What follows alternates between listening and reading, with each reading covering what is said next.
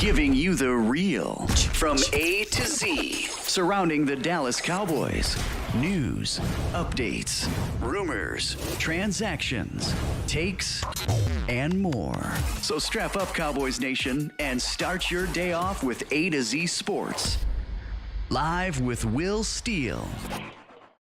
3, 2, 1. Here we go. Oh, yeah.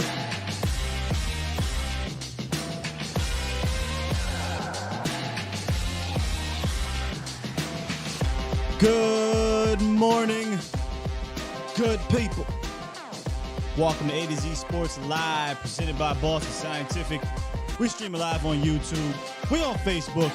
And, of course, I am your host, Will Skywalker. Still, boom! What's happening, Cowboys Nation? Today really is kind of the excitement until it dies back down in the offseason. But the media has their first OTA look, their first rookies, vets coming together. And we've got one of the best down there coming through to talk to us about what he's looking for, what we are looking for as well. We'll have that conversation with him. Plus, in the roundup, got a bit of a contract projection. Yes, sir. A contract projection for one of the big looming deals that the Cowboys and fans are waiting to see. Plus, circle your calendars, man. We have a date for the training camp, so maybe we'll get some type of idea of where and how to travel and whatnot if you're looking to go down there. I know I am, so I'm looking forward to seeing or to knowing when the training camp dates are coming to fruition. Now, look.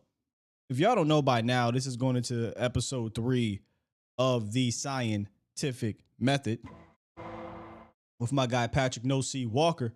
So today we'll be talking about what to watch for, and that's at the top of the hour. Sorry for the little bit late start, but kind of want to get in, and we're going to get right to it. So shouldn't be a long show, but you know how me and No C get. We can get going, man. Once we talking ball, we talking ball. So we'll get No C back in the building, and we'll get another episode of the Scientific Method and get this thing popping. I have to ask every time because of the production situation when we do this, is the audio on my end okay? Let me know, because I always have to adjust that. So apologies for that, Cowboys Nation. When you're not, when you don't have the top of the line resources that the big letter networks got, we kind of got to do things. We got to finesse, right? We got to finesse. So let me know, man. All right. With that said, y'all, appreciate you, Bomb Squad.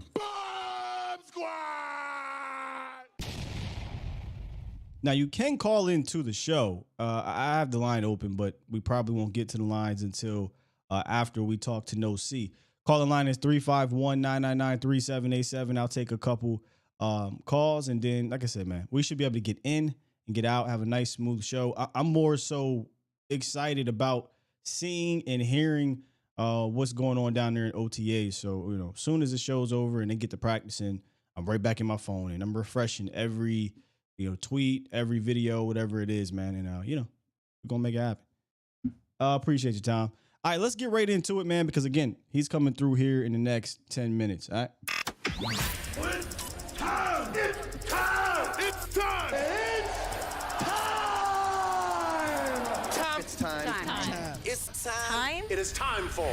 It's time for the morning roundup. Round 'em up, boys.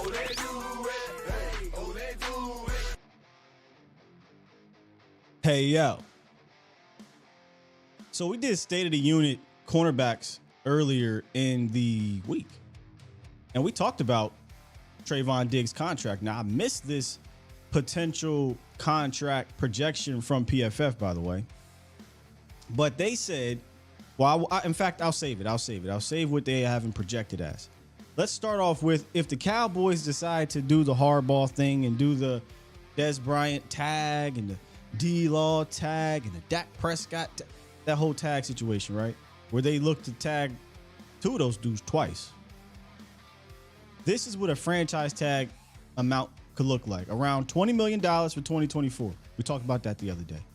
But a second tag, if they still don't come to a conclusion, a second tag would be roughly $24 million. And that'll be about 45-ish, 44, 43, depending on give or take a few $1 million, guaranteed in 2 seasons. So I think this is important because Dallas could look at whatever Trayvon Diggs is asking for and say, well, if I can come in underneath that with the tags, man, that guy you see to the right in the back looking at that, I feel like he'd play hardball like that. I don't like it, but I'm just basing it off of, his history. But here is what PFF is projecting for Trayvon Diggs. They think he should take a 4-year deal so that he can go back to the table around age 30. I think that's smart. Dallas doesn't like to do 4-year deals. They try to get you 5-6 years. But this is what they have him as. 4-year extension worth $81 million, $20.25 million per year. And the real number, right? $57.5 million guaranteed. So 4 years with $57.5 million guaranteed would come in about $13 million above the guarantee for 2 seasons. So I think that's smart business. I think they should probably look to extend him as opposed to tagging him, because you get a couple extra years and you kind of can level off that APY. So we're talking all these numbers, but the football player in of itself, I think, is worthy of contract extension. But let me ask you guys, Cowboys Nation, how do you feel about a contract extension in that neighborhood of 4 years, $81 million? But here's the real number. Oh, there's always funny money. $57.5 million guaranteed. For or against that contract? I'm all for it. 4 years with $57.5 million guaranteed. I think that falls just shy from Jair Alexander's top contract for cornerbacks. And one thing I didn't really notice is when I was reading the article was that the cornerback market has kind of plateaued a little bit. I mean, you got a couple corners that are making in that $20 million range, but it hasn't taken off like the wide receiver room. The wide receiver market has went from 17 to 19 to 20, 25, and some dudes getting 26, 27. So that looks like it's going to continue to rise, where the cornerbacks is kind of plateauing around 18, 19, $20 million. So I think this is fair. Diggs would have to probably agree to that. But if you look around the league, no corner is making $25 million a year. So again, this is where you put on the hat of the Cowboys now, because I'm all about these players making the bread. But if we say, or if they say, well, Diggs, you test the market, yes, you're going to get paid. But if you look at where the top cornerbacks are getting paid, it's roughly in that $20 million range anyway. Now it's time to put the Diggs hat back on. Now, what if Diggs goes out there and he has another top season? What if he goes out there and has 6 interceptions, shutting dudes down? Diggs is going to push him, right? Diggs is going to say, look, I'm still an all-pro, Pro Bowl corner. I've got 17 picks in 3 years. Now I've got 23, 24, 25 picks in 4 years. I'm sorry, bro. You're going to have to break the bank. You're going to have to reset the market. And that's what makes me nervous. If Diggs looks to reset the market, I don't know that Stephen Jones is going to want to do that. So that's something we have to keep our eyes on, man. But yeah, 4 years, $57.5 million total, guaranteed. In favor for that? Anybody in favor for that?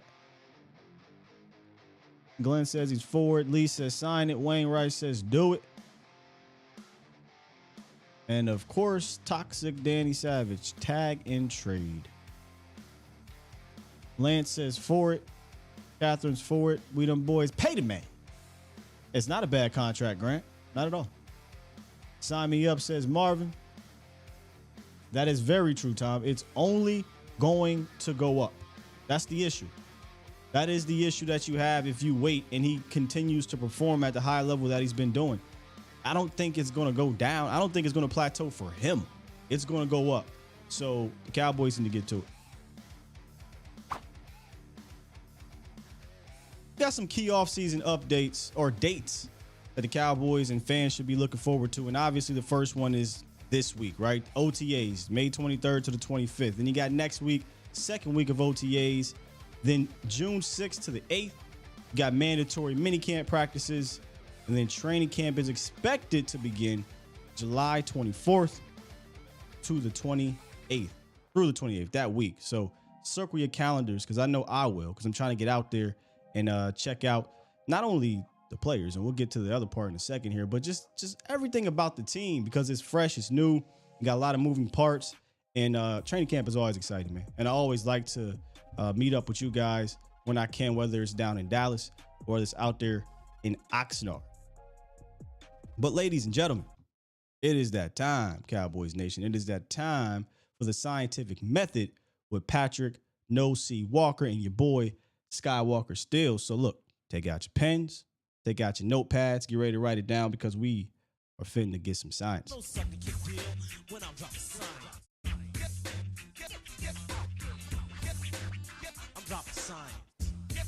Yeah, buddy.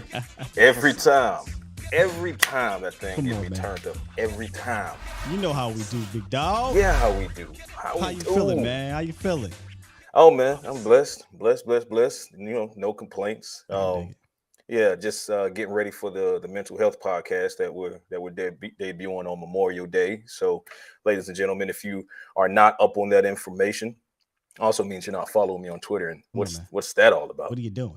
What's that all about? But anyway, mental health podcast called The Conversation with a K.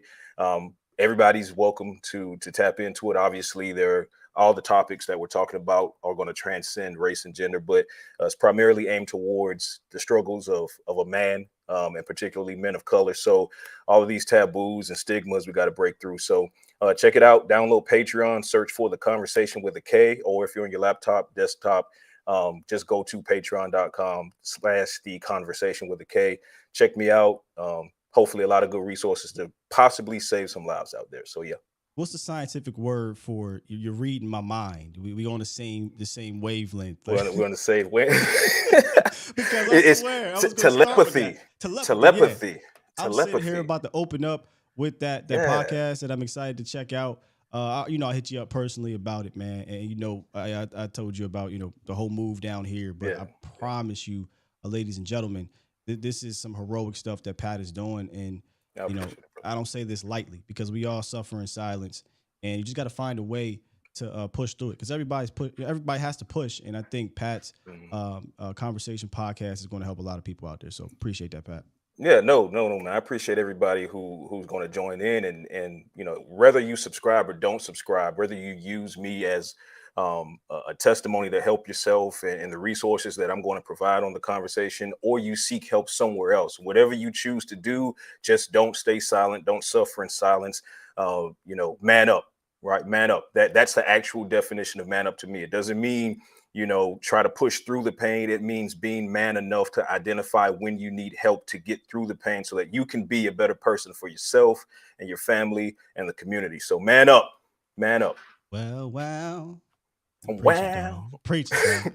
All right, let's talk some Cowboys, man. You ready? Yeah, let's do it. Let's a little something. Yeah, I like that hat, dog. A little jealous. You got the little. Oh, I got the Arsenal. You know what I mean? I got the Arsenal, man. Yeah, I got you. Pro shop. Training camp, man. Get out to training camp. Now I'll be there. I know. This is me making sure you have that added motivation to get there. Stay on me, bro. Stay on. Yeah. Come on. You know this. I know.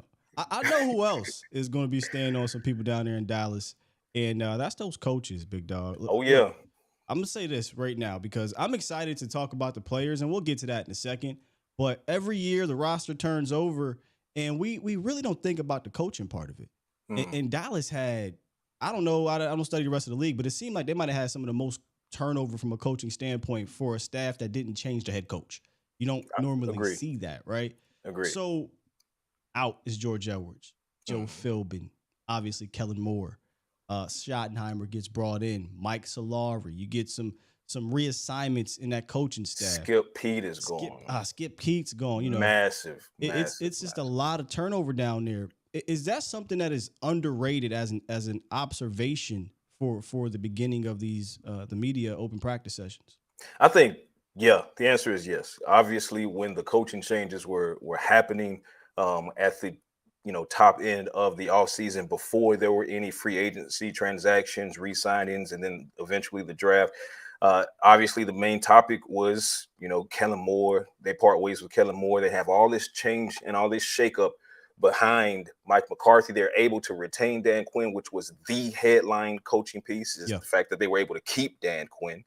But look at the shakeup beneath Dan Quinn, beneath Mike McCarthy, and of course that carried the headlines. But then the Cowboys did so magnificently in free agency that the conversation immediately shifted to Stephon Gilmore, Brandon Cooks, able to retain Yeah. Donovan Wilson, Leighton Vander Esch, and some of these other key guys.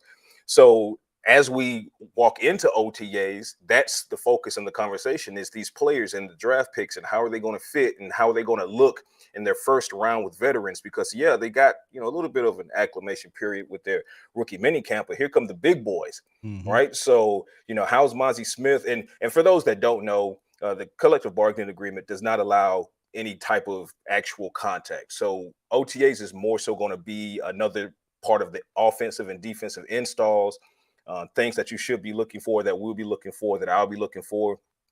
Refinement of technique. Mozzie Smith, for example, excellent technique, but who's he going to learn from other than Osa Odigizua? How prevalent is Micah Parsons going to be in his development? DeMarcus Lawrence, Jonathan Hankins, obviously, Neville Gallimore, Chauncey Golston, some of those other veterans. Eric Smith, how quickly is he going to acclimate to learning from guys like Gilmore, Diggs, Bland, and Jordan Lewis, and particularly I'll say Bland, because Bland, he's a young guy too. I talked to Deron a couple weeks ago in the locker room, and I asked him how it feels to be, just jokingly, how it feels to be the old man with the rookies coming in. He's like, man, just this time last year it was me, so I feel kind of weird. So kind of interesting to see that dynamic when you talk about Bland, and now he's had that breakout rookie season. Let's see how his year two works, how his preparation changes, if at all. Damone Clark. Obviously, everyone knows Damone is a pet cat of mine coming out of that draft. And now he gets to have a full offseason of preparation with the Cowboys. I'm looking at that to see, what his progression is going to be going into year two. So, and then you got the interior offensive line. So you got all of these headlines that rightfully have people focused on the players. But when you circle back to the coaches, you got you went down a list of coaching changes and you didn't even touch on all of them. That's how many there have been. So there's going to be a lot to try to settle out, or I should say kind of sift through, as far as making sure everybody's on the same page. Brian Schottenheimer, who's the OC now, but he's not calling plays. What's that dynamic? How does that flesh out with him and Mike McCarthy? And, down the line, new offensive line coach, flip to the defensive side. You have this new coach, that new coach, a lot of new assistants. So, the players are going to be, all eyes are on the players, but secretly all eyes are on the coaches too. Before I go to the players, you mentioned the Mike McCarthy and Brian Schottenheimer situation. And I started thinking, just over the years, remembering and seeing pictures or seeing Kellen Moore on the radio, calling plays and whatnot. Is that going to be McCarthy or is Shotty going to be more doing that right now, and then they'll transition into McCarthy doing that once we get to like camp or something? It's McCarthy's show. Ooh, I love it. Yeah, let's be right clear now. Here. Yeah, let's be clear right now, unequivocally. The play calling duties are Mike McCarthy's. There will be no wavering on who called this play, who's calling this play, when is it starting, who's transitioning. No. Day one, minute one is Mike McCarthy. Brian Schottenheimer said that he's likely going to be up in the booth, and that makes sense because both he and Mike aren't planning to be on the sideline together. So you're talking about Schottenheimer in the booth, so he'll have a better view, better vantage point of what's going on with the opposing defense and the Cowboys offense, so he can wire down those changes to Mike McCarthy in real time and say, hey, this is what I'm seeing. But ultimately, it's Mike McCarthy calling the plays, because I said this last year, and I don't have an issue and didn't have an issue with Kellen Moore. Generally speaking, I had micro issues that I wanted to see him progress with, as we all did. But those that wanted to just throw him away, that's a different conversation. But he's going now. But a year ago, I said, well, McCarthy's going into 2023. This was also after they lost to San Francisco. I said, hey, if I'm McCarthy, no knock to Kellen Moore, but if I'm going down my way. I'm doing it Frank Sinatra style, right? So now here we are. Mike is, if it's going to go down, Mike is going to go down with his hands in the playbook. He's going to be the one calling the plays. And I think that's the way it has to be. So whether the Cowboys get maximum success and they finally break their Super Bowl drought, or things don't go the way they need to go, if you're Jerry and Steven and Will, at least there are no more what ifs. Now you know that this is either the guy or it's not the guy. Period. Period. When you said the booth situation, here on this show, we have this thing where we wanted to see Kellen Moore in the booth because we just thought he'd be able to see the field better. But to have Schottenheimer up there, I think is going to be awesome. Oh yeah, that's going to be a big one. That's going to be a big one. I want to talk about some of the players that they'll be calling plays for, and really not just those guys, but the new guys. Before we get to the dudes that have been here, which is cool, I'm gonna let them finish. But we always get excited about the new additions, right? Absolutely. Yeah. Can they stand the rain? Can they stand? You know? And look, it's some rain in Dallas, and I ain't talking about the actual weather. I'm talking about the media, the pressure. Everything is different down here, and we're gonna see. And one of the guys that they'll be calling plays for that I think they're just licking their chops right now to do that with is Brandon Cooks, man. You know, getting Brandon Cooks up in here is something that this franchise hasn't had in years, Pat. And it's that damn speed. And every time Dak Prescott brings it up or they bring up Brandon Cooks, he just cannot stop talking about the speed of Brandon Cooks. But with that included, what else are you looking at in your first look at Brandon Cooks with the vets and the rookies, or the rookies and the vets, however you want to go? How he's mentoring the younger guys. And when I say the younger guys, I'm talking about Jalen Tolbert, you know, and I also put that onus on Jalen Tolbert to make sure that he's gluing himself to these veterans like Cooks and Lamb and Gallup and trying to take that next step forward, because he's going to have competition being in the form of Semi Fehoko, for example, because remember, prior to Fehoko suffering an injury in training camp that kind of slowed him, he was the star, I'd argue, in training camp. So Semi Fehoko, very familiar with the system, very familiar with Dak Prescott, and they have chemistry there, but he also has chemistry with Cooper Rush, your QB too. So it's incumbent upon a guy like Jalen Tolbert to make sure that he's learning from guys like Brandon Cooks. And Cooks said that's one of the goals for him, is to come in and not only make an impact in between the lines, but in the locker room as well. And I could see that already happening. The guys are already starting to, in that wide receiver room, already starting to kind of adopt some of his training regimen as far as his body is concerned, because he's still a sub 4.35 40-yard dash guy. He is going to burn defensive backs. He's going to take the top off, but he is also, quite as it's kept, it's not too shabby at running routes at the second level either. So I'm looking for that with Brandon Cooks again. It's easy to walk into OTAs and say, hey, I can't wait to see this guy take the top off of the secondary, because he's going to do it to most NFL secondaries. But also, I'm looking to see when they're on the sideline, you know, how he's coaching up some of these younger guys. I'm looking forward to that as well. But when you talk about Brandon Cooks and you're talking about taking the top off of the secondary, not exactly going to be easy. This is where iron sharpens iron. Still, like this is going to be fantastic, because we're talking about Cooks and that speed and how great he can be, and he is. I mean, it's a guy who has 6 1,000-yard receiving seasons, but he's about to go into OTAs in a full offseason program against Trevon Diggs and Stephon Gilmore and Deron Bland and Jordan Lewis. And at the second level, you have linebackers. You have a linebacker in Leighton Vander Esch that can cover DeMarvion Overshawn. I'm really looking forward to him, because to me, he's instantly the best coverage linebacker in the room right now. And he has a lot to learn. I would like to see him eat a couple of patty melts, kind of get a couple pounds on him, right? So he could be NFL weight. But coverage-wise, unquestionably, one of, if not the best cover guy. He's what the Cowboys want to see from Jabril Cox. So now you have Jabril Cox more or less being put on notice. Still has a good ceiling, but he's got to find a way to come back from that torn ACL now that he has so much time removed from having suffered it. But then you look at the safeties, and you're talking about Malik Hooker, and you're talking about Dono, and you're talking about J-Ron and Flex, and some of these younger guys that are hungry, Wanye Thomas and Tyler Coyle. And these guys want to get out there. They want to eat. Israel Mukwamu wants his playing time, ladies and gentlemen. So while Brandon Cooks is going to get his, that's a fact. The other side of that science is he's not going to have an easy road in these OTAs, mini camp and summer camp, or training camp against this Cowboys secondary either. It might be the best battle from a collective standpoint we've seen. Not even might. It is. Since hold that thought. Parker. Gotcha. Parker W. You'll see. He's wondering if Overshown is the best coverage linebacker in this room. You'll see. I can't wait to check it out. A former safety, by the way, y'all. So yes, so, that they don't know, understand. that This has to be guy taken is a into account. former safety, which is why his coverage skills as a linebacker are so good. Again, is he going to instantly come in and take the league by storm? That's not what I'm predicting. I'm saying that if he adds a couple pounds to get the NFL weight, he gets his technique more refined as a linebacker because he's not too far removed from having been a safety.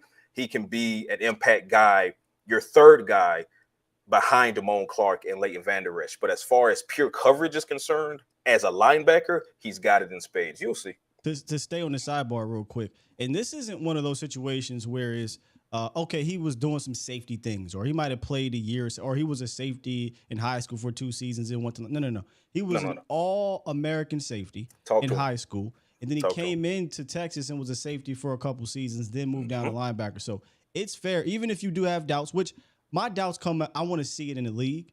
Yes, but, of course. So that's where my doubts come at. Of But it's course. not because that he doesn't have the skill. He clearly did. He was a safety. Exactly. So it's there. His direct competition is obviously not Damone Clark, because Damone Clark is more of the run stopper. He's more of the sideline to sideline guy. It's not Leighton Vander Esch, who's the heart and soul of the actual defense itself, outside of Micah Parsons, as far as what Leighton Vander Esch, him being the green dot, communicating the plays. But when it comes to pure coverage, if you're saying, well, I know this is going to be a pass play and I want one of my better pass coverage linebackers on the field, more often than not, you're going to see DeMarvion Overshown figure out how to get on that field. And Dan Quinn knows it, which is why Dan Quinn took him where he took him in the draft. Last thing, because, man, we could talk about it. Last thing on Overshown. One of the things I did notice that many observers, many analysts did say is that from a man-to-man standpoint, man coverage, he was one of the better guys in the draft.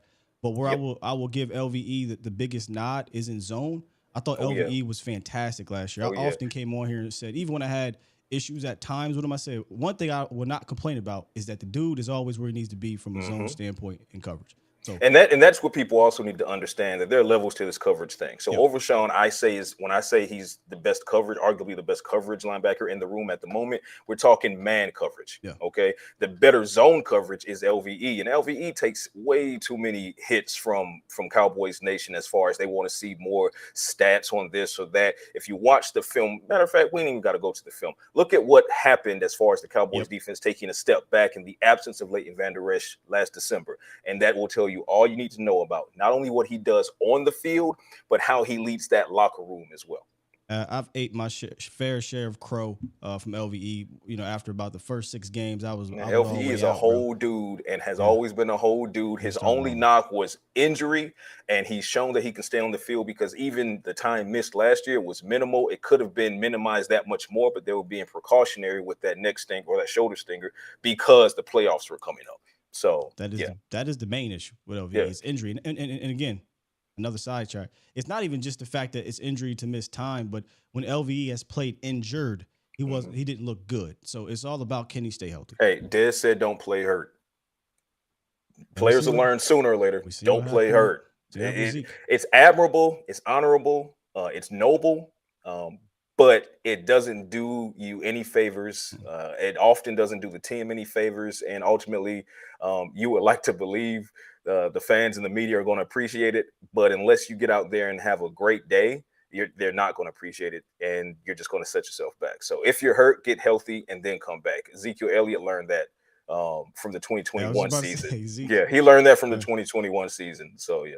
Yeah. So now to go back to what we were talking about with Cooks and this secondary, I was saying, like, I don't think we've seen since the departure of Cooper, which was 1 year. So it is just one season. Yep. The competition now we'll see from the cornerbacks, wide receivers, the defensive backs, Brandon Cooks against these guys. But Cooks brings a very underrated route running element to this wide receiver room, because you start talking about the second level stuff. And I was just showing, and I'll show a little bit more here of Brandon Cooks doing some of that route running stuff. He's so savvy, at the second level. And what's scary about him, man, is that I think he even talked about this. He understands his speed. There's 2 different things. There's John Ross, who, hey, dog, I could just run straight down the field. Yeah. And then you got guys like Brandon Cooks, who understands, and Tyreek Hill, who understands, Jalen Waddle, who understands how to use their speed in a savvy way to get open and create separation. And boy, Brandon Cooks does that in spades. And bro, the battle between him and Stephon Gilmore. Yes, indeed. Oh my goodness. Talk to me about Explosive. Stephon Gilmore being Listen, here, man. Those people who are saying Gilmore is washed, What? yeah, you know how it goes, right? They put on the star and suddenly they're washed. But had he gone to another team, then everybody would be riding the Cowboys. Oh, you couldn't give up a fifth round pick for Stephon Gilmore. But they do when they get him, and now it's he's washed. You could have got somebody. Yeah, okay. Can't Shit. please everybody, so don't try.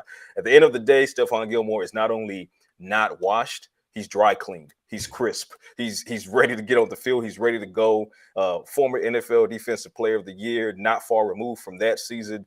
And from what I've seen, and I'm looking forward to seeing it in OTAs and minicamp and training camp as well, I don't see where he's lost a step.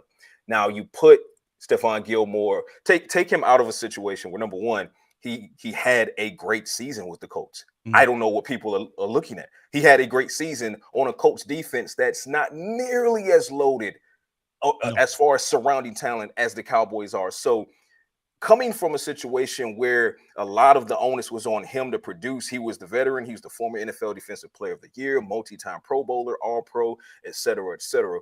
Now he comes into a situation where you have Trayvon Diggs and you have Deron Bland and Jordan Lewis, and you got the three-headed safety monster behind you, and in front of you, you got Micah Parsons, DeMarcus Lawrence, Mozzie Smith, Jonathan Hankins, Osa Odigizua, and the list goes on. Sam Williams, I believe, is going to have a breakout year. Dante Fowler is back on a one-year deal after having a strong season last year with the Cowboys and Dan Quinn.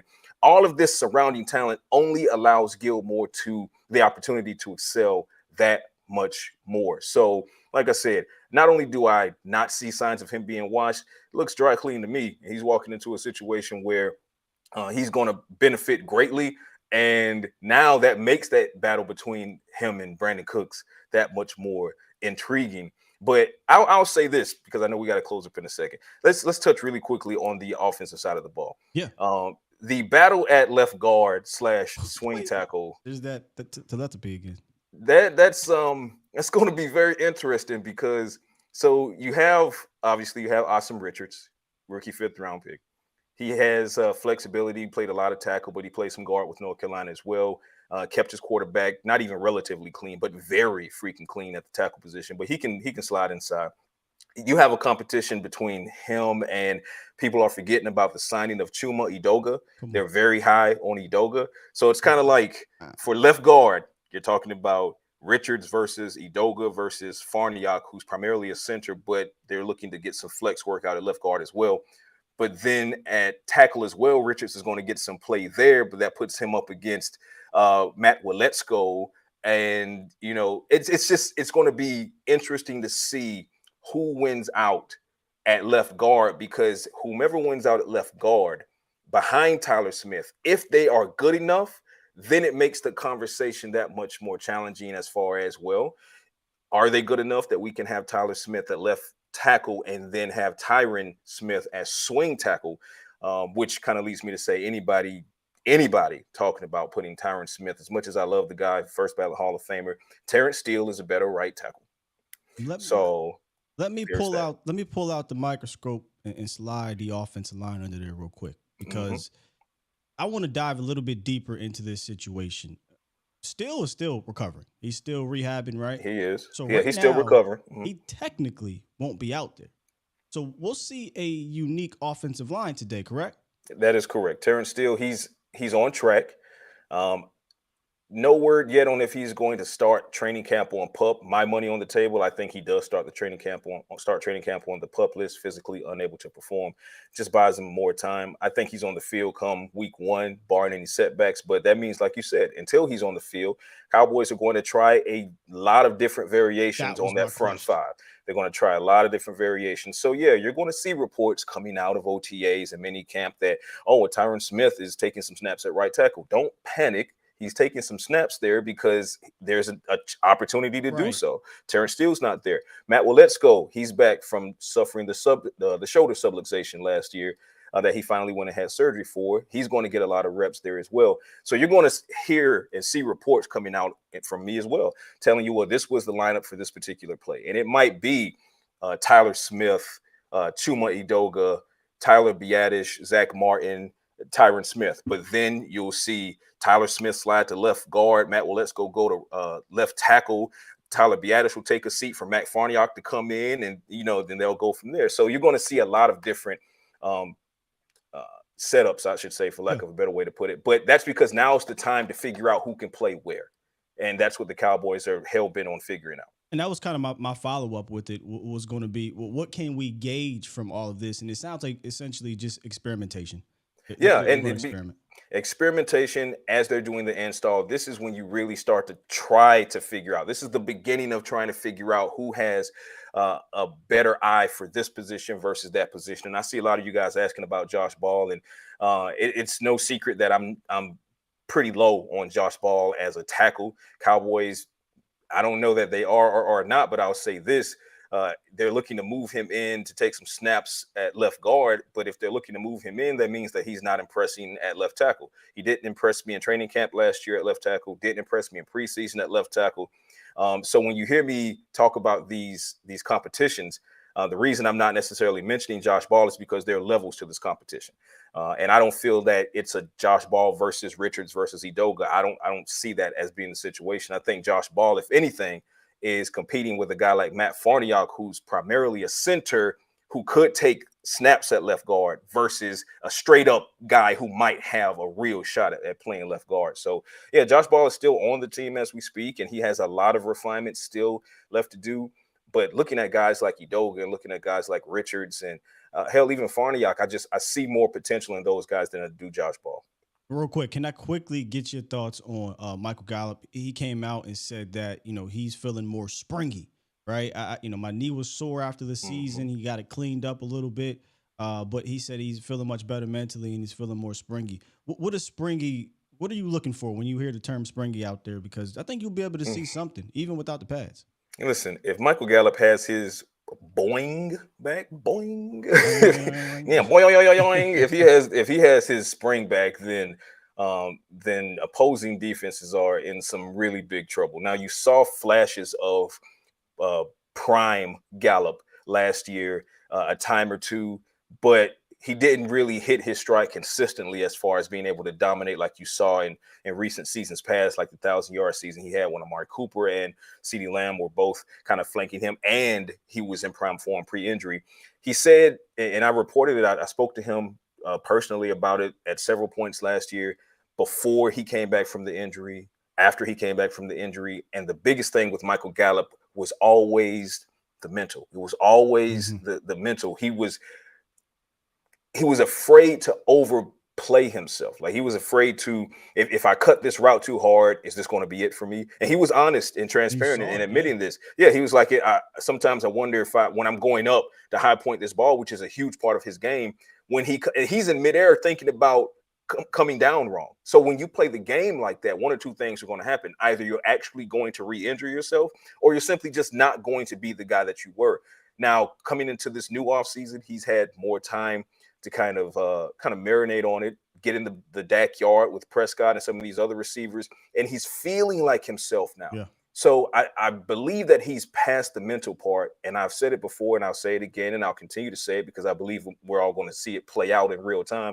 I think the best version of Michael Gallup is coming back, especially with Brandon Cooks in the mix, because now, you have that three-headed monster again that you had when Coop was in the building. How do you defend it? You can't shade coverage one way or another. You can't say, okay, well, we know CeeDee Lamb is going to be that guy, and Michael Gallup is struggling to come back from an injury. So let's shade coverage over there and kind of challenge him a bit. And this is a guy who was already dealing with kind of the mental health aspect of coming back.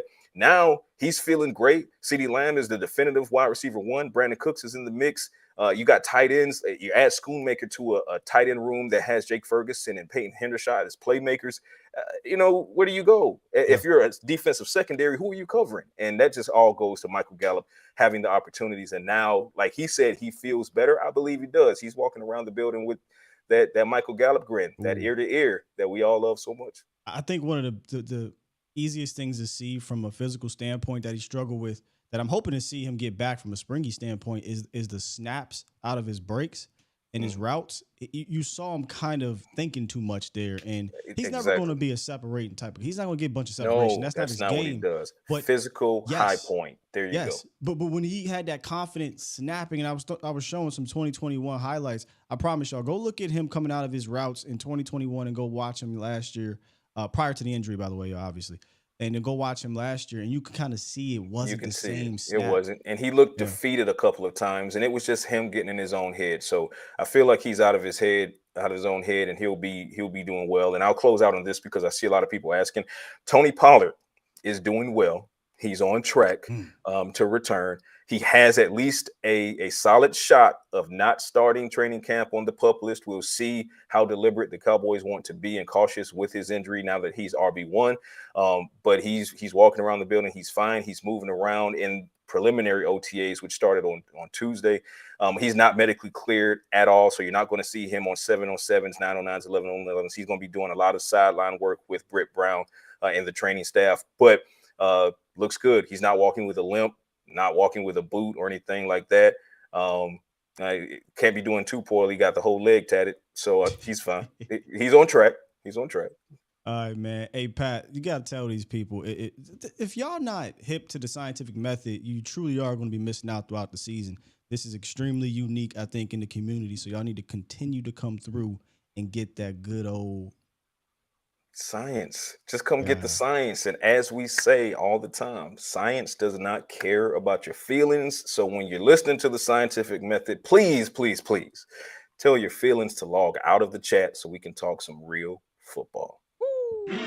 That is Patrick No C Walker of DallasCowboys.com. Appreciate y'all as always, brother, and I'll talk to you again. I'll probably hit you up later today. Yeah. What you seeing down there? Yeah, I know. You're looking for that insight. I want to know the insight.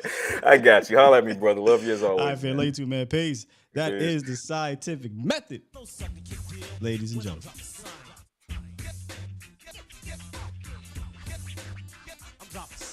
I'm dead serious when I say, this is such a unique thing that we're bringing to the community, man. A weekly insider that can come through and tell us about what he's seeing down there. Some things he can say, some things he can't say, some things he can let us, some of us know off air, but we can repeat here. Very important to have, I think. Very important. Shout out to Pat, and make sure I check out his podcast, No Conversation. It's a look, man. It's a game changer in my opinion. Game changer. Somebody mentioned this last week, and it was a layup. Super alley. Scientific method. Brought to you by Boston Scientific, ladies and gentlemen. ED can affect your self-esteem and impact your most important relationships. If you've tried pills or even other solutions that haven't been a solution for you, take a free online assessment that you can share with your doctor. Click the ad in the description. There's a permanent, satisfying solution to treat ED waiting for you. Visit edcure.org. Find a urologist who can offer treatment options when others do not work. Again, that's edcure.org, brought to you by Boston Scientific. It ain't hard, but you can be. You're listening to A to Z Sports. Do it live! At some point, hoping to broadcast In front of the millions of Cowboys fans to bring you the real. But for now, strap up and here's your host, Skywalker Steele. I'm Luke Skywalker. I'm here to rescue you. We'll do it live. Let me just take you behind the scenes for a quick second. Y'all don't understand how hype I am about how smooth that went, by the way. Try a few different things for the first time. And the more and more we do this, the more I'll be able to finesse from a production standpoint. I didn't get a chance to get to your question, Aaron, but he's got to get down to the star practice and whatnot. But I'll, is Aaron? Yeah, Aaron dropped. But I think I want to implement a fan portion to this as well. But this is only going to get better, man. It is only going to get better, and I'm excited for it. We got Pat live for the next few months. He'll be here. And then during the season, it'll be a recorded episode that will drop. So, man, y'all just stay tuned, brother. And ladies, sisters. Y'all just stay tuned. We got a lot in store for y'all. All right, if you want to call into the show, this is your chance. We'll get a couple calls, and we'll wrap this thing up. Today is an easy episode. 351-999-3787. If you're just hopping in here and wondering what the heck is going on, Pat came through, gave us what he's looking for down there at OTAs. I gave my opinions on some things. And make sure you follow him on all social media platforms or Twitter. Let me just say that. Follow him on Twitter. They'll be dropping a whole bunch of nuggets throughout. And we'll come back next week and we'll talk about some of those things. We'll have a full week of OTAs by the time we talk to him next week. So it'll be a lot of goods to be able to discuss. All right. With that said, hey, Ron, I will read your super chat. Apologies Super chat. for not being able to get to it. But you were asking Pat if they were going to do a team activity. You said, are they going to go bowling or something instead of using the last day of install like last year? Aren't those important teaching days? Were you trying to ask him, are they going to use the last day for install as opposed to a camaraderie thing? Because if I remember correctly, over the last few seasons with Mike McCarthy, it was more of a, well, we're going to see how we feel in the last day of practice, whether it be mini camp, OTAs, whatever. And if they felt like they were ahead of the schedule or they were doing well, they would go do an activity like that, which I'm not against. You know, you get a turnover with players and you need that. I think you need to do things like that. So I think it will depend on how they do. I do. Yeah, TC, man, you missed Pat, brother. Running back, you know how that go. Hashtag running back squad. And then Topo Ty dropped one. Super chat. He said contracts are like buying gas. Might be cheaper today, but if you wait for the price to go down and wait for tomorrow and wait for tomorrow's odds or the price will go up. In line. All right, let's hit the phone lines and let's talk to, my bad, Toxic Tom, but I gotta move it over here, which is weird, Toxic, because yesterday you was talking about, you know, you weren't buying this and buying that, but you was all in Tom a couple of weeks ago. What happened, man? But now it's Toxic Danny Savage. What's good, Toxic Danny Savage? What's on your mind, man? Good morning, Sky. Good morning. Good morning, Bob Squad. Yo, love the guy, Pat Walker, I think his name is. Is that his name or no? Pat, yep, Pat's fantastic. Love him. Yeah, no, awesome. It's like the second time I've caught him on your show. And I love all the knowledge he drops. I just got a question for you because you're an insider. And I'm going to make a point. Just one question is, he's the insider. How much weight has Waletzko put on since last year? That's what I'm looking for. Yeah. And a lot of times they invite last year's rookies who didn't play much to this year's rookies OTAs. So I wonder if those guys will be there for this rookie OTA. Those are my questions. So, Danny, the rookie OTAs are over. The rookie minicamp was last week. This is the actual veterans. Oh, my bad. Yeah, these are the veterans and the rookies. This is the full thing. This is the real deal right now. They've all come together already, but this is the first day that the media is able to go down and get some of their observations, and then we'll have press conferences, I believe, after. So we'll know a little bit about from the coaches, specifically Mike McCarthy. So, yeah. Okay, I was unaware of that. Awesome. And I'm just going to land the plane with my point on Diggs when I said trade the kid for 2 ones. Listen, Stephen, come on, man. I thought you said 1-1. My bad. No, just think for 2 ones. Like, Stephen didn't want to pay Dion. So all I'm trying to say is he got into a fist fight almost with his dad. He didn't want to pay Dion. I just personally don't see Stephen making this kid the highest paid corner in the NFL. That's fair. I just see Stephen saying, "Yo, we got to pay Dak about $250. We're gonna pay Micah. Micah's gonna get about $30 million a year because he wants that edge money and he's gonna get it. You got to pay Lamb. I just think Diggs is odd man out. And like you were saying earlier, like we just give guys away with Cooper and stuff like that, and we have a horrible track record. I think, if you could, instead of dragging it out, him holding out, if they would tag him and throw, if they have no desire to pay this kid, instead of just dragging it out for everybody, tag him, trade him, get you 2 ones, because some team will give you 2 ones for him. That was my only point. And great show as always. Is Voch on vacation or something or what? Yeah. I mean, I haven't been seeing him on in the afternoon. Yeah, he's good. He's good to go. He just dropped a video, so he's good to go. He's just no live shows. You guys gonna be on later or no? No shows this week. Just kind of a bit of a dead period. So, Gotcha. Just going through that right now. Gotcha. All right, like I said, I'm out. Just try to find me that guy how much weight he gained. And great show as always. Appreciate you, Danny. Yeah, that's something. I'll try to. Maybe somebody will bring it up, Danny. But if not, I'll reach out and be like, hey man, what's Waletzko looking like? Either stronger, leaner, bigger? Because Waletzko's strength is definitely one of those things that could be important. And maybe he solidifies the swing situation if you do the best 5, right? Because that's an important spot. We talk about that a lot. And we like the potential of Waletzko, but at the end of the day, he's from North Dakota, not state, and we got to see it from a consistent basis. And can he stay healthy? But back to Diggs, you said if they have no desire, I think they have a desire. I think they will want to.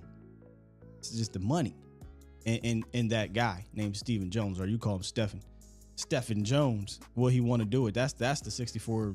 Is it $1,000? For all my old heads out there, $64,000 question. Is he gonna want to essentially reset that market? They don't like to reset it. The thing though, Michael Parsons is Michael Parsons, so they ain't got no choice but to reset. That's why Steven has conceded already. Stephen Jones came out and said, "What is y'all bickering about whether he's going to be a defensive end or linebacker for it? He's going to break my pockets. Period. Linebacker, defensive end, punter, kicker, water boy. It don't matter what Michael Parsons is. He's going to be the highest paid defensive player ever. Not saying that Diggs should be the highest paid defensive player ever.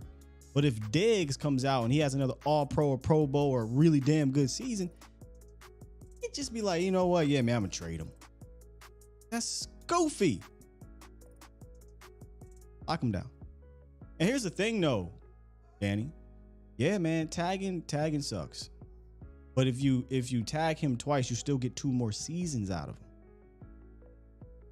It's a selfish move by the Cowboys, but you still keep him on the roster. And I'd much rather keep Diggs on this roster when I'm trying to win the Super Bowl than not. Now, if much like the Jalen Ramsey situation where, all right, our window is passed, now we got to try to recuperate some things, then you look to trade him if you're not going to extend him. But man, so many small things in the middle of all that. All right, let's get to 818 who jumped up in here. What's good, 818? Welcome to the show. Hey, how you doing, Skywalker? I'm good, man. How are you? Well, yes, I've called you before talking about Prescott. This is Q, Quentin calling from the LA area.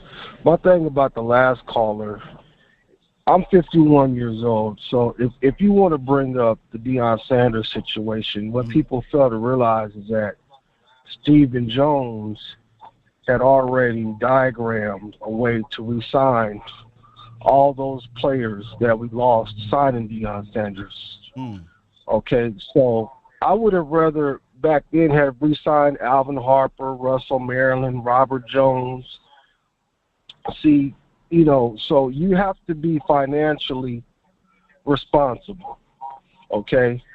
So his father, Jerry, is the one that threw caution to the wind, and he was paranoid about Deion resigning with the 49ers, okay? But as far as Diggs, I do agree. If he's going to ask for money that we're not willing to pay him, I would trade him for draft picks. I would, because we have, Deron Bland. We have number 24.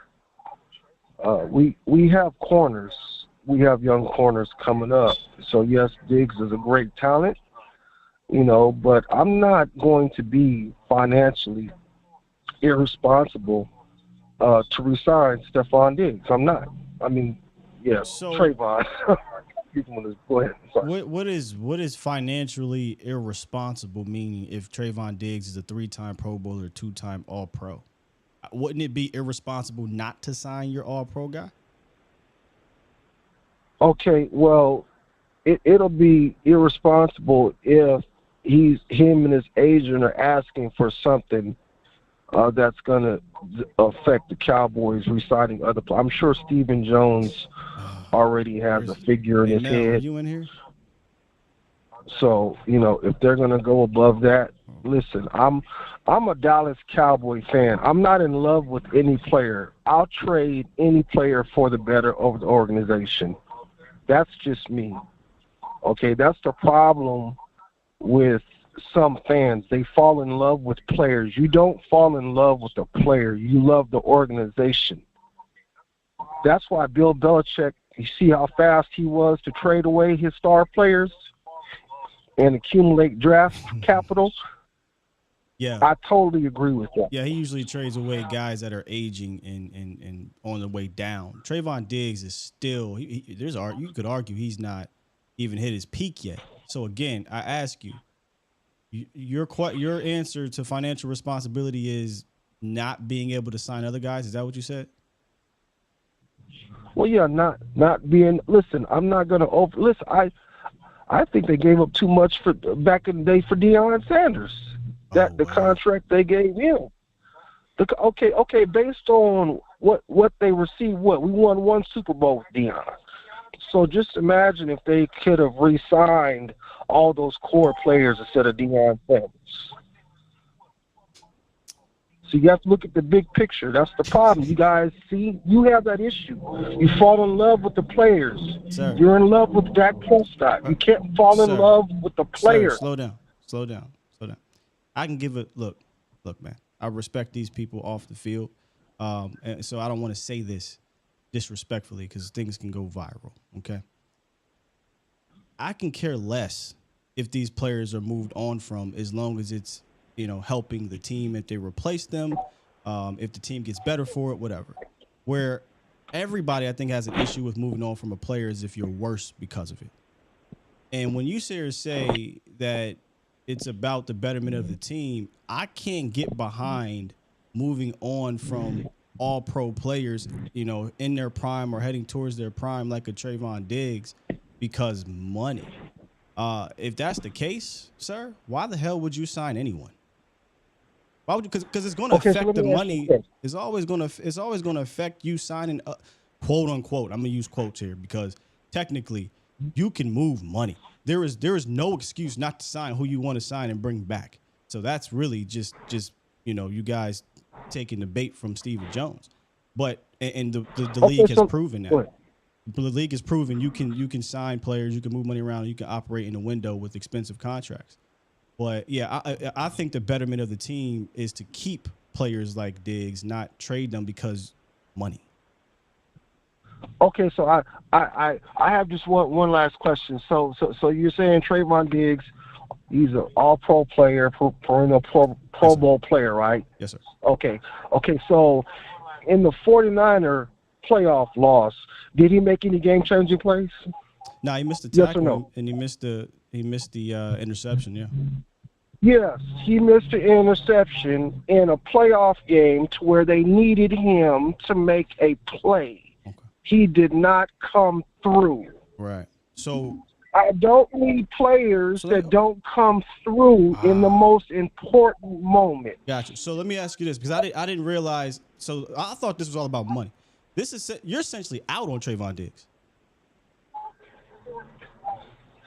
I'm telling you, No, I am not going to break the bank. I'm asking you a question because it doesn't matter about the bank at that point. You said you said I don't want no players that's not going to come through in the moments.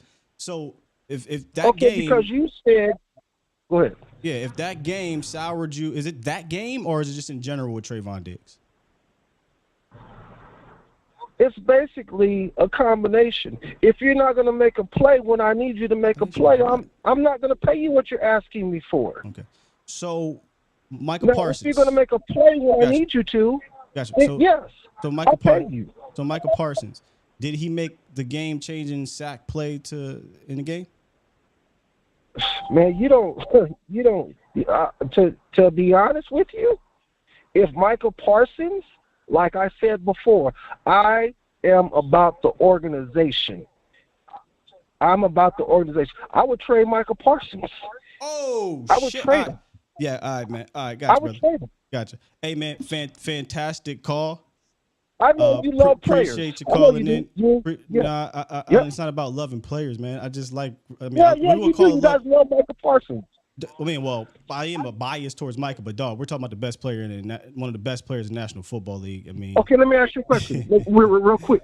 If the Cowboys, if Michael Parsons doesn't contribute to the Fantastic Cowboys call, winning man. the Super Bowl, fantastic.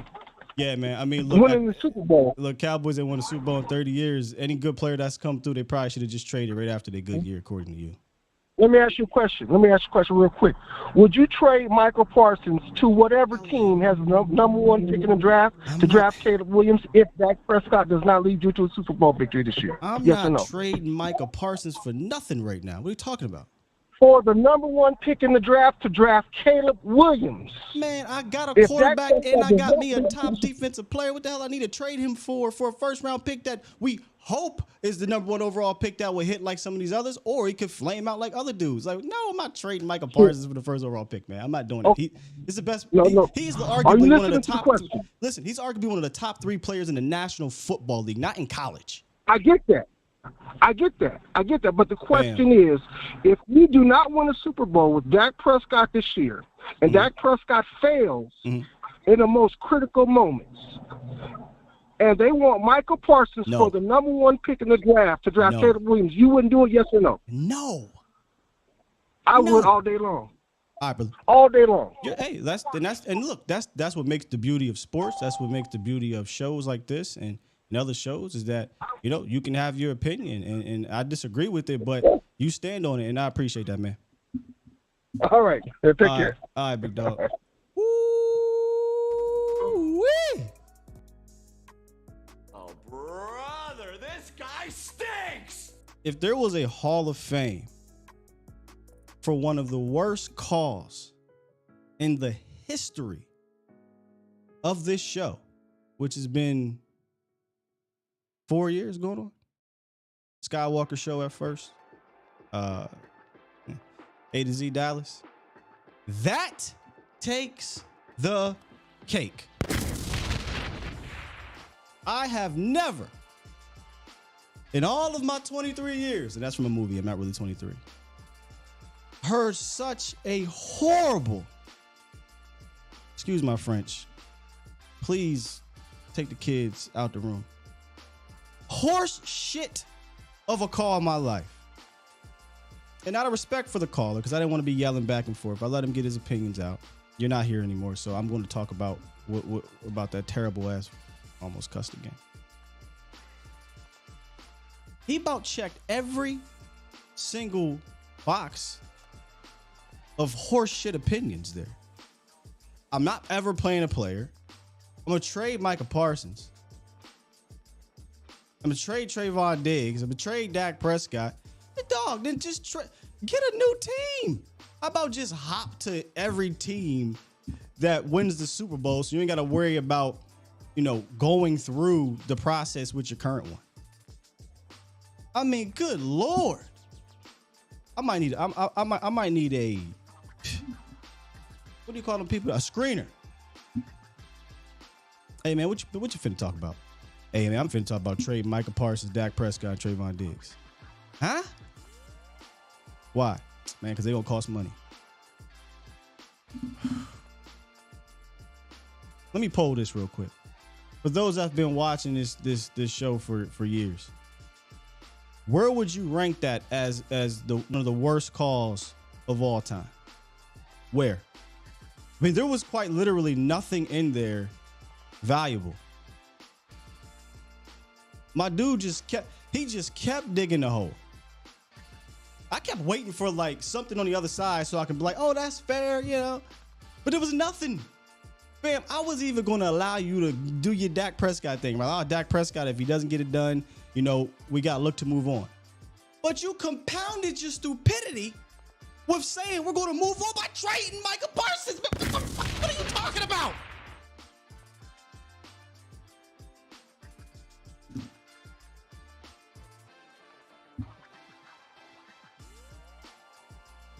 And his crutch is because of love of players. Dog, if Micah sucked, no one would love him. If Diggs sucked, no one would love him.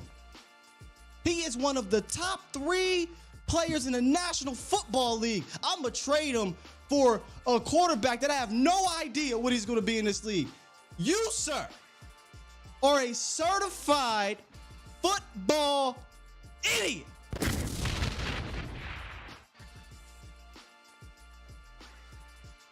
Oh, this is lovely. Tom, please take over before I get canceled.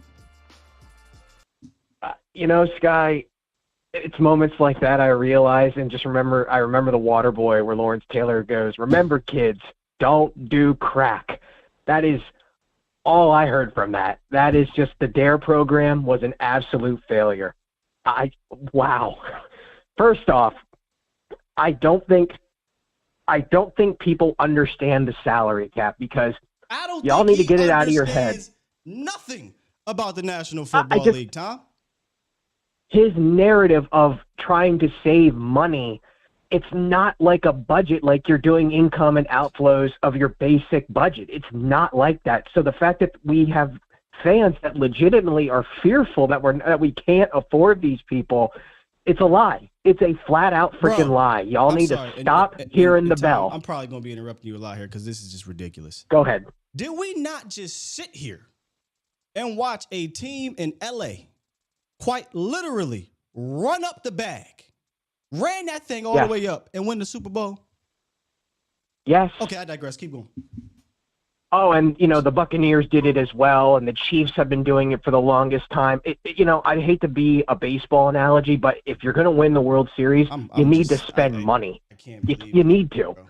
And it's a trade-off. You're not spending money just to throw it away. You're getting quality freaking players. And what are you trying to do then? Are you just trying to – that dude should work for the Oakland Athletics. He is the perfect person to work for the Oakland Athletics. Why would we invest money in the stadium? That costs money. Why would we buy food for the stadium? That costs money. Yeah, no shit, because you're trying to do something. And then the fact that you want to trade – first, this other notion – people who think that it's just easy to land a franchise quarterback, you could replace Caleb Williams with Jamarcus Russell because that's what the hype was when he was coming out. You have no idea what you're getting when you draft them. And not only you have no idea what you're getting, you have to develop them. And look at the Cowboys' track record. You got Tony Romo as an undrafted free agent and Dak Prescott as a compensatory 4th-round pick. This franchise hasn't invested a top pick in a quarterback since Troy Aikman, but now you're going to trust them to do that and develop him the right way and not piss his career away, which we've seen the Joneses do with 2 quarterbacks in a row. Not buying that. Secondly, you get a generational talent in Micah Parsons, who you traded down for and got. Why would you trade him? You pay. That's the one to me. That's the one. Everything else is clear. This dude has an angst against, I guess, more than one player. I thought it was just Dak, but it's the whole damn team apparently. But I was gonna let him go. I was gonna be like, hey man, look, I get it. Frustration, Cowboy fan. We all pissed off, man. But when you compound it with that one right there, bro, that's it for me, man. I don't need. There's nothing else football for me to talk to you about ever again. Because I can't. I really can't talk football with you, bro. I've never had Forrest Whitaker eye hearing a call. And that was probably the one that's like, wow.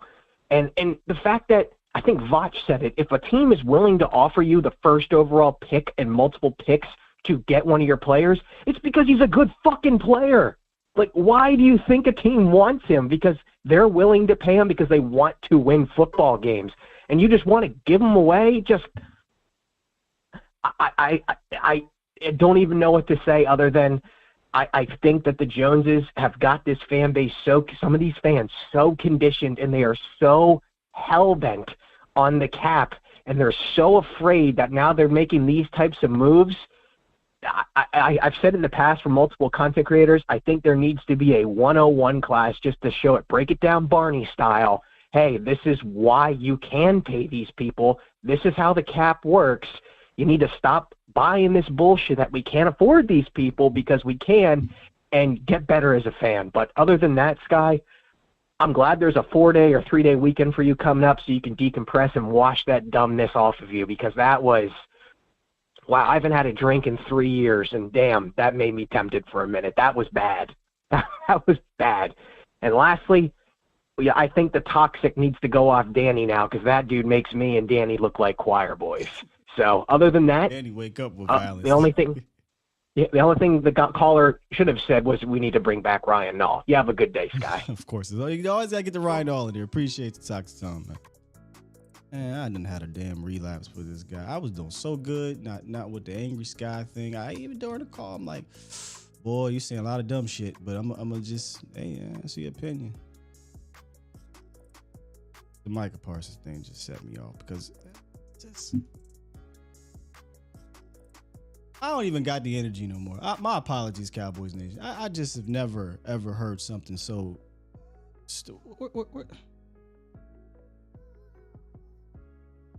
What you just said is one of the most insanely idiotic things I have ever heard. At no point in your rambling, incoherent response were you even close to anything that could be considered a rational thought. Everyone in this room is now dumber for having listened to it. Yeah. I award you no points. None. And may God have mercy on your soul.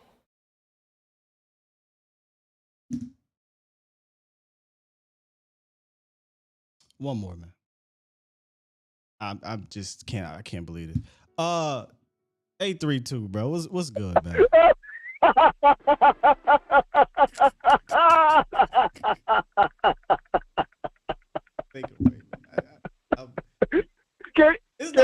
It's not too many times, bro, where I'm defeated, but I'm defeated. I don't know what else to say. Y'all know me. I'm one for back and forth, bro. But hold on, one more. What? Okay, so then now, when does crack? Now, so the cocaine's happening. Cocaine's happening. When does that crack come into play for you? I want to know.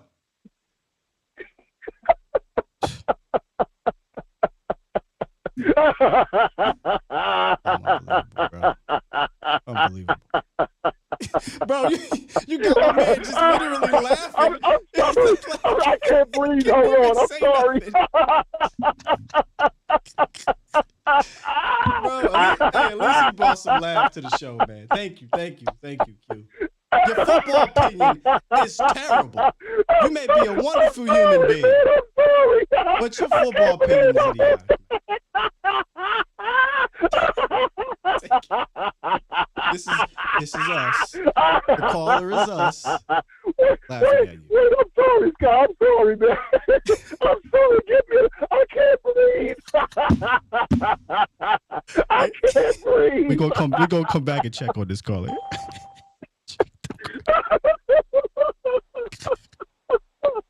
Hey, Jake. Go ahead, Jake. I'm gonna come back 832. I got you, dog. Walker. Yeah, yo, Jake, what's up? Man, look here, man. I got a better idea. I'm trading Michael Parsons, Trayvon Diggs, and Mozzie Smith for possibly next year's first-round draft pick. And I'm hoping that somebody gives me 3 first-rounders for Michael Parsons so we can draft the quarterback, you know what I'm saying? Even though he might not be nothing. You don't know. But we can't fall in love with these players, man. You don't know. We just can't fall in love with these players. Yo, what was that? When does the crack start to take in effect? You know, when does the crack come in there? That was something else. He picked up the phone. He said, "Oh, this is the month that like Dak and Micah." She. Hold on, y'all. Let me get. What's the camera? I just call it and say great show, man. I ain't got no words, man. Micah sucks. Traded for a first-round pick, man. Get out of here, dog. This dude is wild.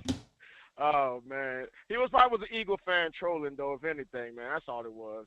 Eagle fan trolling, bro. You know what I'm saying, trying to get you off your. Believe it or not, there's Cowboy fans like that. Man, that's insane, man. Well, you're a better man than me. I won't hold up the line. I just have to call in, laugh, and throw my little 2 cents in, man. Great show as always, dog. Take care, Scott Walker. Appreciate you, Jake. Let's check back in on my guy.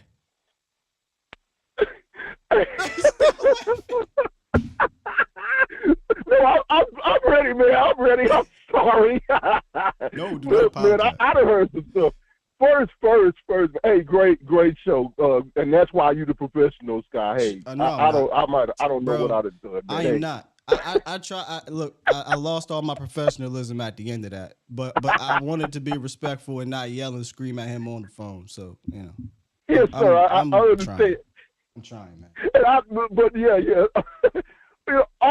Everything. What's funny to me, man, about it, outside of the obvious craziness of it. What's funny to me is that one of his whole premises was not being loyal to players. And he goes around the corner to get across the street to make this argument for this one player he likes. Caleb Williams. And Caleb Williams, that nobody else. I'm not, but you partial to a college. You are partial to players. You're trying to make us like you got some kind of high-minded, broad view of things when you're just like everybody else. You like who you like. Right. You're just like everybody. You're not that Bill Belichickian stuff. Look, people forget and Belichick is getting reminded of it too the last 3 or 4 years, because his first 3 or 4 years as the head coach twice. When he started in Cleveland, couldn't win, didn't have players. Got in New England, was struggling up there before he got Tom Brady. And Tom Brady covered a lot of things for Belichick for 20 years, and players up there will tell you it wasn't Belichick that was the system, it was Brady. And we're seeing that now with Belichick. Not that he's not a good coach, not that he's not a great coach, Belichick. But this is a professional football. It's a pro football league. They get paid to be good at what they're doing. You cannot get away for very long. If you're talking about winning and winning the big prize, you can't get away with not having guys on your team that are dudes. And if you think that you are going to micromanage and skip and stuff like that and win, you have lost your mind. But aside from that, this whole thing about I don't want none of these all-pro players. I want a first-round draft pick that might flame out, and not wishing nothing bad on none of them young kids. I don't want the sure thing. I want the maybe. I want the hope. I don't like players. I'm not partial to players, but I'm partial to this player. Let me ask you this, Cowboys Nation. When the last time Bill Belichick traded a Micah Parsons from his team in his prime? Bill Belichick wouldn't be that crazy. Enlighten me when Bill Belichick said, I'm going to trade this all-world phenom because after year 3, we ain't win the Super Bowl with him, and he only 25 years old. Well, man. Maybe it's like your man said, man. We got a lot of fans here that have been conditioned into mediocrity because we've had mediocre decision makers, right? We finally are getting to a point where, in spite of themselves, the Joneses, Stephen and Jerry both are getting themselves out of making football decisions. No, Chandler Jones is don't y'all disrespect Micah Parsons like that, bruh. Chandler Jones ain't no damn Micah Parsons at this point in time in their career. Come on, miss me with that. Go ahead and show, man, because I can't breathe. My God. Don't y'all get on my damn bad side. Look, y'all, he's still laughing. He muted to y'all, but he's still Oh my God! I used to go to a hair trigger. I think I want my money back. I ain't that damn crazy.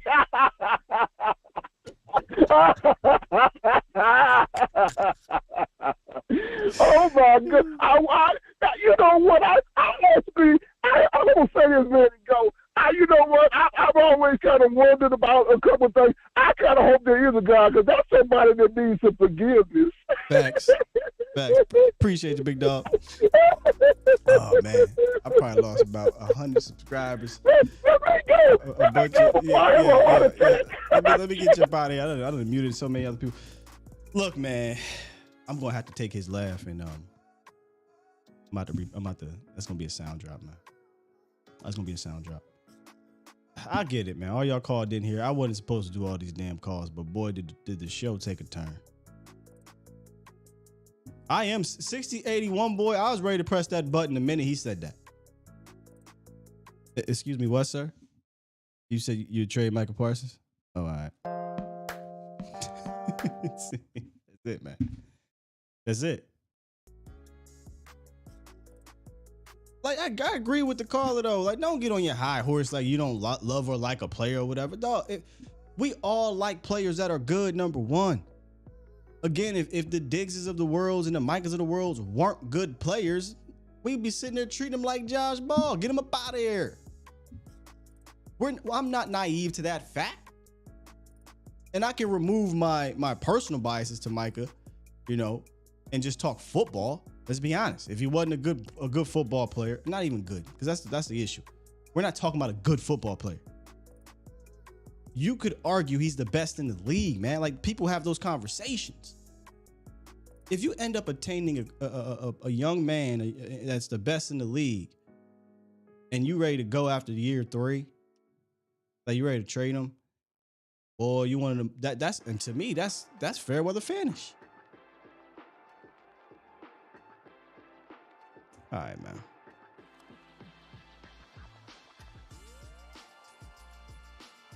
My apologies, Cowboys Nation. But if y'all enjoyed the show in general, man, please hit the like button.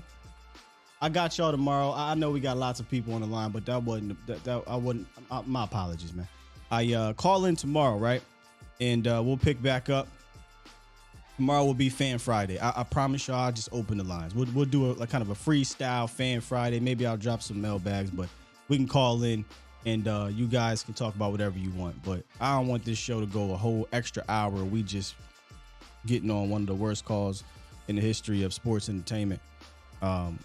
Is that harsh? Let's be nice. Let's be nice. We don't have to go there. I mean, you're not wrong, but you didn't have to say it. I mean, good Lord. No, I think I did. I think I had to say it. Hit the like button on the way out. Let's see. We got a couple super chats that just got dropped here, man. Fantastic content he gave us, though.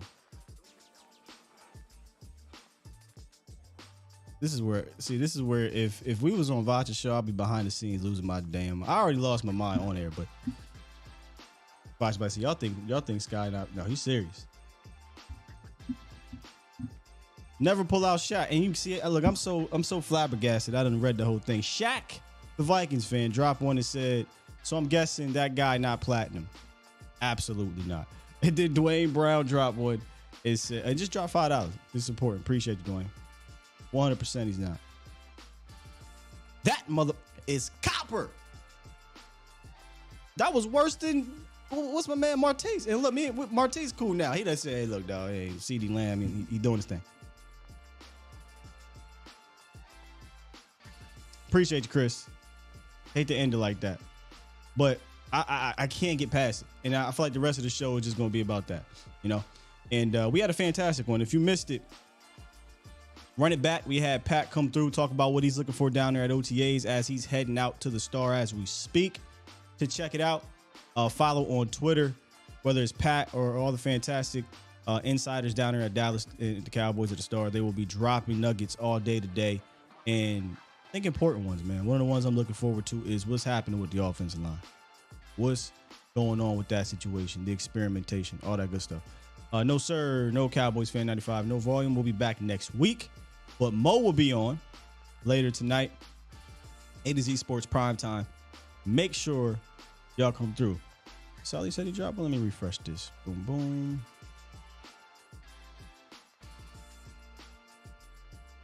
Oh, damn. Y'all was...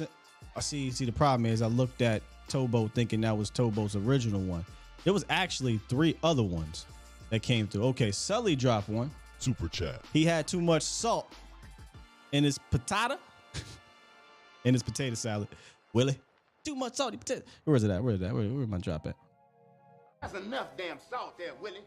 No more Big Willie. Too much salt in his potato salad. AA Ron dropped one and said, "I want to drive into a telephone pole." I mean, that's how I felt, bro. Eddie O said, "I'm flabbergasted with his take, Sky. What the hell?" My bad. That's not the button I'm looking for. I'm just all over the place, man. I'm speechless. Super chat. Towboat also said I need a drink and a joint after that call. Where was this guy trying to go with that? Like,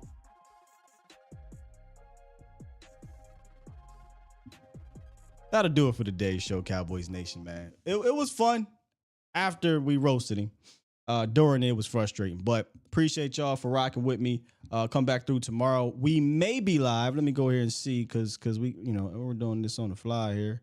Nick gonna let me know. We may be live down at Hattie B's, and I swear to God, if I get down to Hattie B's and after this call and we got all this banging and construction and all that, I might lose my mind again. I just might. So hopefully it'll be a clean show at Hattie B's if we get down there, and there's no more construction.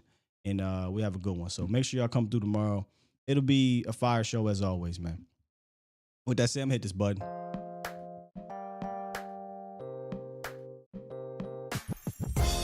Nah, I wouldn't have been Fred Sanford. It would have been the whistle song if he was on Vacha's show. And then you would have just heard me saying, can he hear me? Can he hear me? Because I'm ready to go in. But see, I'm learning. I'm trying to be a better frustrated host. Love y'all, man. I'm out of here. Peace.